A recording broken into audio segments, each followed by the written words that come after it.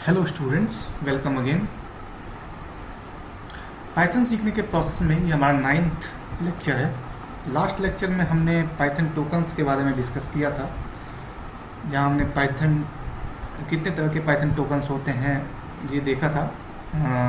क्या पर्पसेस होते हैं, कैसे डिफाइन किए जाते हैं, ये सारी चीज़ें हमने लास्ट लेक्चर में डिस्कस की थी। इस लेक्चर से की टॉपिक डिस्कस करने वाले हैं जिसका नाम है कंट्रोल स्ट्रक्चर, और हम कह सकते हैं control statement. That is one of the key topic जिसको कि पढ़ना बहुत ज़रूरी है, क्योंकि यहाँ से एक्चुअल में हम प्रोग्रामिंग में थोड़ा सा आगे बढ़ेंगे, जहाँ पे हम डिसीजन मेकिंग स्टेटमेंट्स लिखना स्टार्ट करेंगे, और हम ये सीखेंगे कि कैसे डेटा के फ्लो को प्रोग्राम एग्जीक्यूशन के टाइम पे हम कुछ कोड्स लिख के कंट्रोल कर सकते हैं। तो चलिए लेक्चर को स्टार्ट करते हैं। चलिए देखते हैं हम कंट्रोल स्ट्रक्चर को कैसे डिफाइन कर सकते हैं। Control statements are used to control the flow of execution depending upon the specified condition. Depending upon the specified condition, तो कंट्रोल स्ट्रक्चर या कंट्रोल स्टेटमेंट प्रोग्रामिंग लैंग्वेज का एक ऐसा पार्ट है जहाँ पे हम ये सीखते हैं कि कैसे हम डेटा के फ्लो को एग्जीक्यूशन के टाइम पे कंट्रोल कर सकते हैं यूजिंग सम स्पेसिफाइड कंडीशन। मतलब कुछ कंडीशंस को अप्लाई करके हम कैसे डेटा के फ्लो को टाइम ऑफ एग्जीक्यूशन पे कंट्रोल कर सकते हैं। ठीक है, तो हम यही सीखेंगे पूरे के पूरे कंट्रोल स्टेटमेंट के में। कंट्रोल स्टेटमेंट को बेसिकली 3 पार्ट्स में डिवाइड किया गया है। First part is known as decision making statement, और इसमें 3 चीज़ें आती हैं: if statement, if else statement and nested if else statement. हम तीनों के ही बारे में डिस्कस करेंगे एक एक करके। सेकंड जो टाइप है वो है इटरेटिव स्टेटमेंट। इसके अंदर में लूप्स आते हैं, लूपिंग स्टेटमेंट्स आते हैं। एंड थर्ड टाइप जो कैटेगराइज किया गया है वो है जंप और पास स्टेटमेंट, जिसके इनसाइड में हम ब्रेक, कंटिन्यू और पास स्टेटमेंट्स को लिखना सीखेंगे। तो एक्चुअल में कंट्रोल स्टेटमेंट में सीखने जा रहे हैं कि कैसे हम कंडीशनल स्टेटमेंट्स लिखते हैं, जिसके थ्रू हम ये डिसाइड कर देते हैं कि प्रोग्राम एग्जीक्यूशन के टाइम पे डेटा का फ्लो कैसा होगा, किस डायरेक्शन में होगा। तो चलिए हम स्टार्ट करते हैं डिसीजन मेकिंग स्टेटमेंट से। अच्छा, हम डिसीजन मेकिंग स्टेटमेंट को अब देखते हैं कि हम कैसे डिफाइन कर सकते हैं। तो decision making statement use to control the flow of execution of the program depending upon the condition. मतलब कुछ कंडीशंस हम लिखेंगे, उसके बेसिस पे हम ये डिसाइड कर देंगे कि फ्लो ऑफ कंट्रोल किस तरफ होने वाला है। ठीक है, तो इसको कुछ पॉइंट से समझते हैं। फर्स्ट पॉइंट जो डिसीजन मेकिंग स्टेटमेंट के बारे में है वो ये है कि evaluates multiple expressions which produces true और फॉल्स एज आउटकम। देखिए, डिसीजन मेकिंग स्टेटमेंट में हम ये डिसाइड करते हैं कि कोई कंडीशन ट्रू है या फॉल्स। फॉर एग्जाम्पल, स्कूल के एग्जामिनेशन में पास हुए हैं या फेल हुए हैं, ये आप कैसे डिसाइड करते हैं? ये आप डिसाइड करते हैं अगर आपका परसेंटेज 33% से ज़्यादा है तो ऑब्वियसली आप पास हैं, और अगर आपका परसेंटेज 33% से कम है तो आप फेल हैं। तो यहाँ पे 2 ही कंडीशन बनता है, आइदर ट्रू और आइदर फॉल्स। अगर कंडीशन ट्रू है तो आप पास हैं, और कंडीशन फॉल्स है तो आप फेल हैं। बट यहाँ पे कंडीशन क्या हुई? कंडीशन हुई इज ग्रेटर देन 33।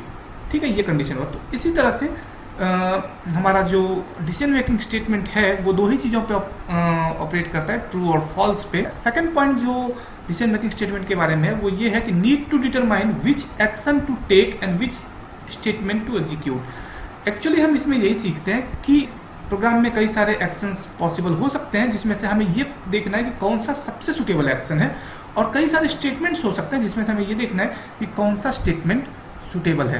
तो हमें इस दोनों ही चीज़ों को ट्रू और फॉल्स के टर्म में देखना है। अच्छा, अब जो डिसीजन मेकिंग स्टेटमेंट लिखते हैं उसमें हम जो कंडीशन स्पेसिफाई करते हैं वो 2 ही चीज़ों पे ऑपरेट करता है, आइदर ट्रू और आइदर फॉल्स पे। ठीक है, नाउ अब डिसीजन मेकिंग स्टेटमेंट्स को 3 कैटेगरी में डिवाइड कर सकते हैं। पहला कैटेगरी इफ स्टेटमेंट कहलाता है, दूसरा इफ एल्स स्टेटमेंट कहलाता है और तीसरा नेस्टेड इफ एल्स स्टेटमेंट कहलाता है। तो हम लोग एक एक करके तीनों ही स्टेटमेंट्स के बारे में पढ़ेंगे और उस पर रिलेटेड प्रोग्राम्स करेंगे। तो चलिए सबसे पहले स्टार्ट करते हैं इफ स्टेटमेंट से। इफ स्टेटमेंट क्या करता है? An if statement is a programming conditional statement that if provided true performs a function और डिस्प्ले इंफॉर्मेशन। इस स्टेटमेंट को ध्यान से पढ़ें। इफ स्टेटमेंट को अगर हमने ट्रू कंडीशन प्रोवाइड की है, देन और ओनली देन इफ कंडीशन कोई एक्शन परफॉर्म करेगा और कुछ इंफॉर्मेशन को डिस्प्ले करेगा। चलिए इस नॉलेज को थोड़ा इलिब्रेट करते हैं एग्जांपल से। पहले इसके सिंटेक्स को समझ लेते हैं कि इफ स्टेटमेंट का सिंटेक्स क्या होता है। तो इफ स्टेटमेंट का सिंटेक्स कुछ ऐसा लिखा होता है जहां पे हम इफ लिखते हैं एंड देन ब्रैकेट के अंदर, स्मॉल ब्रैकेट के अंदर में कंडीशन को स्पेसिफाई करते हैं, कंडीशन और एक्सप्रेशन को स्पेसिफाई करते हैं। कंडीशन कुछ भी हो सकता है, इसके बारे में डिस्कस करेंगे हम लोग, अभी प्रोग्राम देखेंगे। तो फॉलोड बाय हमें एक कॉलन लगाना होता है। कॉलन क्यों यूज करते हैं? अदर प्रोग्रामिंग लैंग्वेज में हम जनरली कर्ली ब्रेसेस यूज करते थे बॉडी बनाने के लिए। पाइथन प्रोग्राम में कॉलन यूज करते हैं हम स्टेटमेंट को इंडेंट करने के लिए, या आप कह सकते हैं कि इफ कंडीशन की बॉडी बनाने के लिए हमें कॉलन लगाने की रिक्वायरमेंट है। ठीक है, तो कॉलन लगाएंगे एंड उसके बाद हम स्टेटमेंट्स लिखेंगे। Statement 1, statement 2, statement n are the part of if statement and statement x is the that is outside of if. तो इसको थोड़ा और अच्छे से समझते हैं एक फ्लो डायग्राम के थ्रू।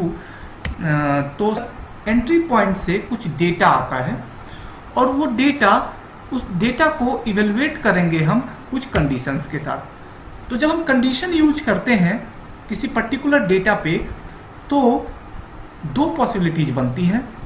आइदर ट्रू की पॉसिबिलिटीज बनती है और आइदर फॉल्स की पॉसिबिलिटी बनती है, इसलिए मैंने 2 एरोज मैंने डिस्प्ले कराए हैं। अब अगर ट्रू की पॉसिबिलिटी बनेगी तो क्या होगा? जस्ट आप फिर से डेफिनेशन को रिवाइव कीजिए।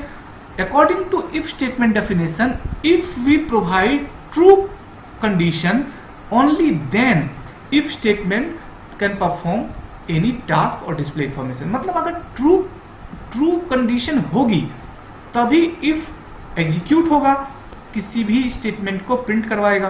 तो अगर कंडीशन ट्रू है तो क्या होगा?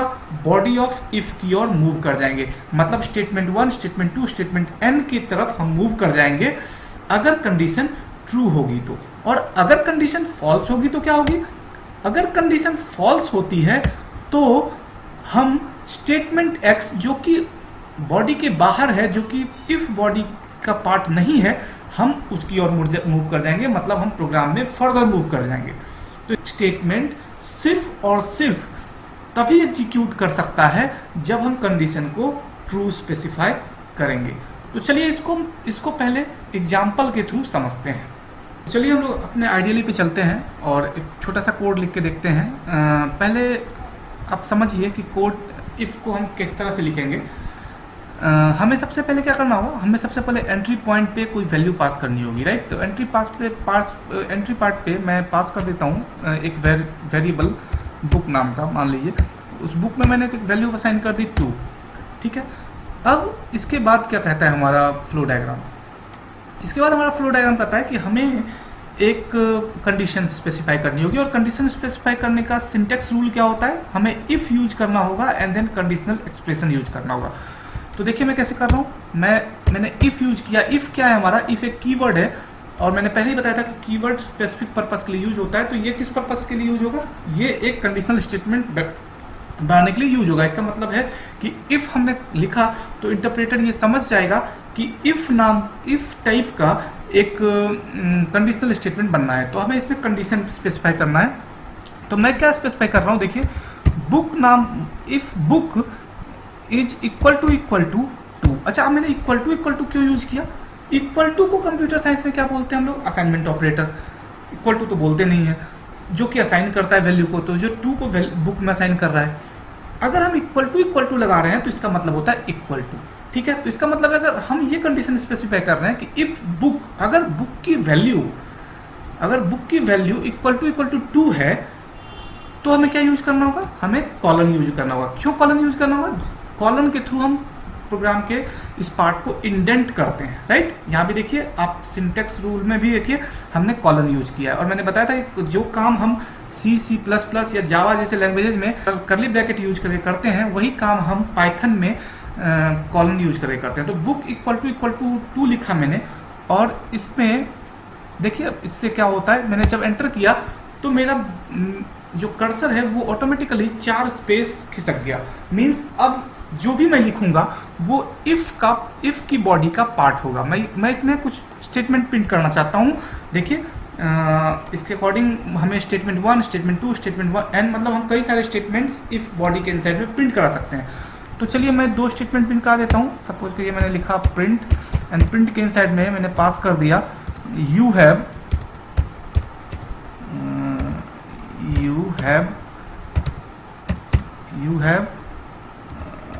And then again print statement मैंने यूज कर रहा हूँ, लिख देता हूँ 2 books, okay. You have 2 books, okay. I hope you have 2 books, right.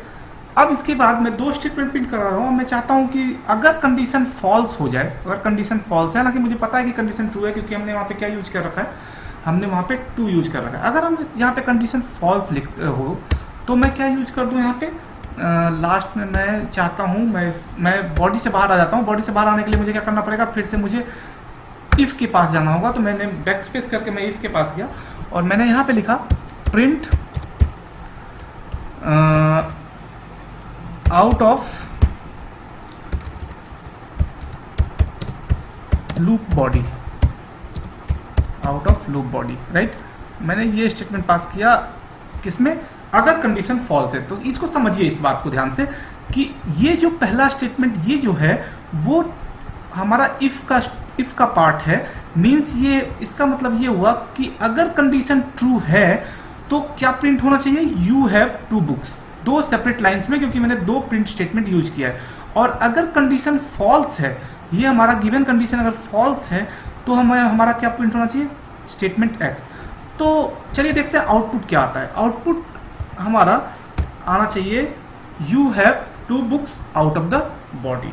इसका मतलब क्या हुआ, पहले क्या प्रिंट हुआ, पहले प्रिंट हुआ यू हैव, फिर उसके बाद प्रिंट हुआ 2 बुक्स, एंड उसके बाद ऑटोमेटिकली हम किसके बाहर आ गए, प्रोग्राम सेक्शन में हम आगे आ गए। मतलब कि जब इफ का काम पूरा हो गया तो हम आगे प्रोग्राम के आगे वाले पार्ट में आ गए और वो स्टेटमेंट प्रिंट हो गया। अच्छा, इसमें मैं कुछ मॉडिफाई करके देखता हूँ। जैसे मैंने बुक की वैल्यू तो असाइन कर दी थी, अगर मैं इसको इस तरह से ले लूँ कि इंट, ये आप अवेयर है इससे, इनपुट, और यूजर से मैं कुछ वैल्यू मांग लेता हूँ, enter a value, right, a value और अ नंबर, ठीक है।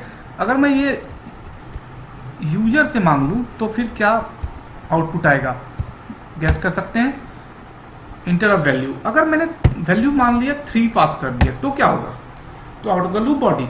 मतलब देखिए अब इस केस में जरा समझिए, इस केस में क्या out of the loop body से आउटपुट आया है, मतलब क्या, मतलब ये वाला पार्ट जो था वो एग्जीक्यूट ही नहीं हुआ। क्यों एग्जीक्यूट नहीं हुआ, क्योंकि बुक की वैल्यू क्या पास की, बुक की वैल्यू हमने 3 पास कर दी।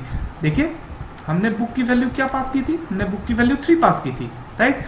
तो क्योंकि हमने बुक की वैल्यू 3 पास की, इसीलिए इफ कंडीशन एग्जीक्यूट हुआ ही नहीं, क्योंकि इफ कंडीशन सिर्फ एग्जीक्यूट तभी हो सकता है जब कंडीशन ट्रू होगा, ठीक है। तो मुझे लगता है आप इफ कंडीशन के बारे में आप समझ चुके होंगे। तो नेक्स्ट लेवल पे चलते हैं और इफ एल्स के बारे में डिस्कस करते हैं। If else statement execute some code if the text expression is true and some other code if the text expression is false. देखिए there is common difference between if and else is, if condition उसी case में execute होता है जब condition true होता है, लेकिन if else में हम दोनों ही पार्ट को डिस्कस करते हैं, ट्रू को भी एग्जीक्यूट कर सकते हैं और फॉल्स पार्ट को भी एग्जीक्यूट कर सकते हैं। यहाँ पे if स्टेटमेंट हमारा ट्रू को एग्जीक्यूट कराएगा और else स्टेटमेंट हमारा फॉल्स को कराएगा। स्ट्रक्चर दोनों का सेम ही होगा, हमें एक कंडीशन स्पेसिफाई करनी होगी। तो सिंटेक्स देख लेते हैं। तो सिंटेक्स देखिए, पहले हमें इफ कंडीशन लिखना होगा और उसके लिए कंडीशन स्पेसिफाई करनी होगी। फिर उसके लिए हमें स्टेटमेंट लिखना होगा, बट एल्स के साथ हमें कंडीशन नहीं लिखनी होगी। ठीक है, क्यों नहीं लिखनी होगी? क्योंकि सिलेक्शन तो हमेशा ट्रू और फॉल्स में ही होना है, और अगर ट्रू का सिलेक्शन इफ ने कर लिया तो बचा क्या? बचा फॉल्स। तो एल्स को सिलेक्शन करने की रिक्वायरमेंट नहीं है, फॉल्स ऑटोमेटिकली किसके पास पहुंच जाएगी? एल्स के पास पहुंच जाएगी। तो चलिए पहले इसके इलेबोरेट कर लेते हैं ब्लॉक डायग्राम के थ्रू।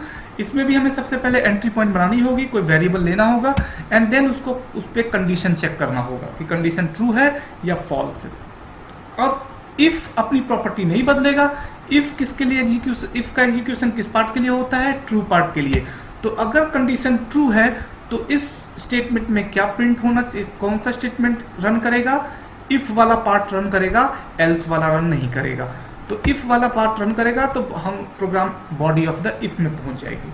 ठीक है, और अगर कंडीशन फॉल्स है तो क्या होगा?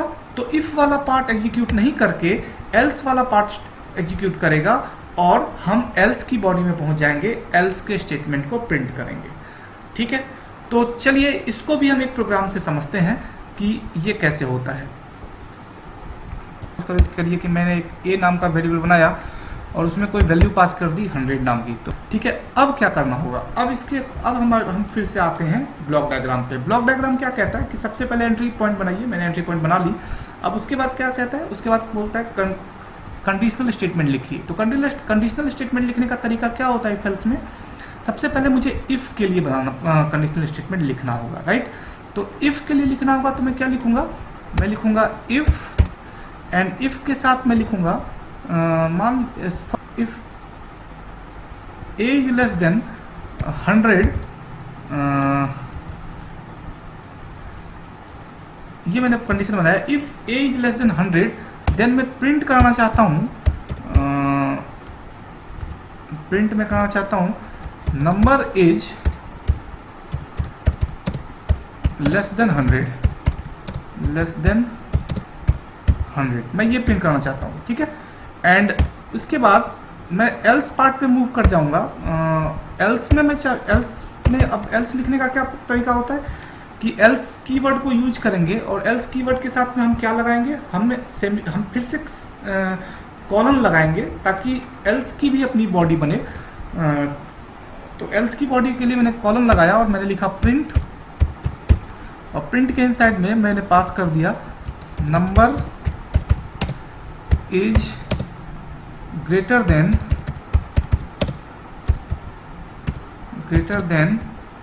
100, ये मैंने पास कर दिया एल्स के अंदर में। चलिए अब इसको समझिए जरा सा। इस प्रोग्राम में मैंने क्या किया? मैंने ए नाम का वेरिएबल बनाया, उसकी वैल्यू मैंने असाइन कर दी 100, और उसके बाद मैंने एक कंडीशन स्पेसिफाई कर दिया। क्या कंडीशन स्पेसिफाई किया कि ए की वैल्यू अगर 100 से नीचे है, 100 से छोटी है, तो क्या प्रिंट कर दीजिए? Number is less than 0। और अगर एल्स वाले पार्ट में क्या प्रिंट कर दीजिए? अगर ए की वैल्यू 0 नहीं है तो यहाँ पे ट्रू वाली पार्ट कौन सी हुई? क्योंकि इफ वाली पार्ट हमारी ट्रू वाली पार्ट है, राइट? तो इस प्रोग्राम में हमारा इफ ये वाला जो पार्ट है ये हमारा ट्रू वाला पार्ट है। ट्रू होने पे ये पार्ट एग्जीक्यूट करेगा और फॉल्स होने पे ये पार्ट एग्जीक्यूट करेगा। ठीक है, तो हम एक बार प्रोग्राम करके देखते हैं क्या आउटपुट आता है। ये देखिए, I think number is greater than 100 कर देते हैं। इसको हम इंट ले लेते हैं, और यूजर से ही इनपुट लेके देखते हैं। Input and then enter a number, right? अच्छा, अब कोई भी नंबर को आप पास कराइए और देखिए क्या आउटपुट आता है। जिससे F5 में मैंने पास कराया 75, तो क्या आउटपुट आना चाहिए? Number is less than 100। ठीक है, अच्छा अब अगर मैं फिर से इसको रन कराऊं, F5 एंटर नंबर इज 108, क्या आउटपुट आना चाहिए? Number is greater than 100। अच्छा, अगर मैं 100 ही पास करा दूं तो क्या होगा? F5 नंबर पास कर दे रहा हूं मैं 100, तो क्या होगा? तो आउटपुट देखिए क्या आया? आउटपुट आया नंबर इज ग्रेटर देन, क्यों आया नंबर इज ग्रेटर देन 100? क्योंकि हमने लेस देन 100 कंडीशन पास किया। अगर हम यहाँ पे लेस देन इक्वल टू 100 पास करते तो वो क्या आता, तो वो लेस देन 100 का काउंट कर रहा होता, ठीक है, इसलिए वो ग्रेटर देन 100 दिखा रहा है। तो आई थिंक अब आप समझ रहे होंगे कि स्टेटमेंट क्या होते हैं, डिसीजन मेकिंग स्टेटमेंट क्या होते हैं, कैसे हम डेटा के फ्लो को कंट्रोल कर देते हैं प्रोग्राम के अंदर में। नेक्स्ट लेक्चर में कुछ प्रोग्राम्स करके देखेंगे पहले, एंड देन उसके बाद आगे बढ़ेंगे। तब तक के लिए कीप वॉचिंग, थैंक यू।